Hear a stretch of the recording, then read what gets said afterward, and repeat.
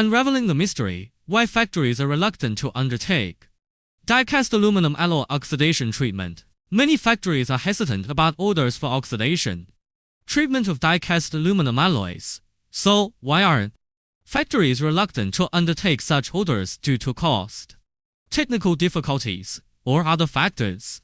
Cost analysis. 1. Raw material cost. 2. Market changes. 3. Technical difficulties. Raw material cost. During the oxidation treatment process of die-cast aluminum alloys, although the fluctuation of raw material cost and the purchase of high-quality materials brings certain economic pressure, it is not the main reason for factories to reject the orders. Market changes. The market demand is unstable. In the past, die-cast aluminum was seldom processed by oxidation. Instead, it was mostly used in fields with low requirements for surface treatment or processed by simple surface treatment methods. Technical difficulties. Surface cleanliness. The surface of die-cast aluminum alloys has release agents, oil stains, sand holes, and oxide scales. Strong acids and alkalis are required for cleaning.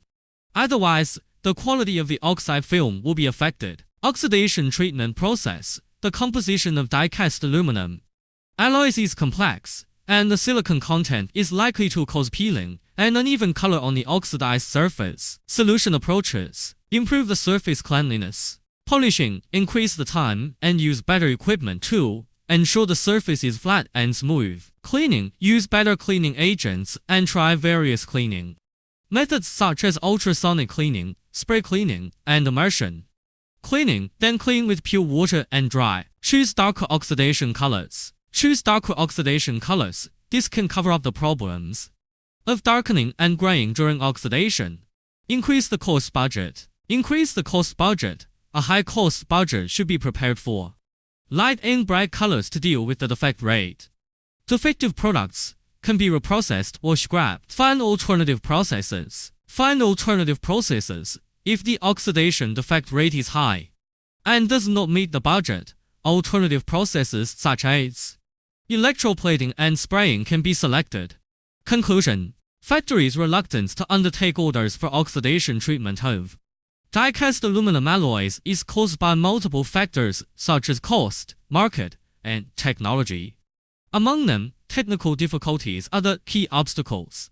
These problems can be alleviated by improving cleanliness, choosing darker colors, increasing the cost, budget, and finding alternative processes, but more resources are required.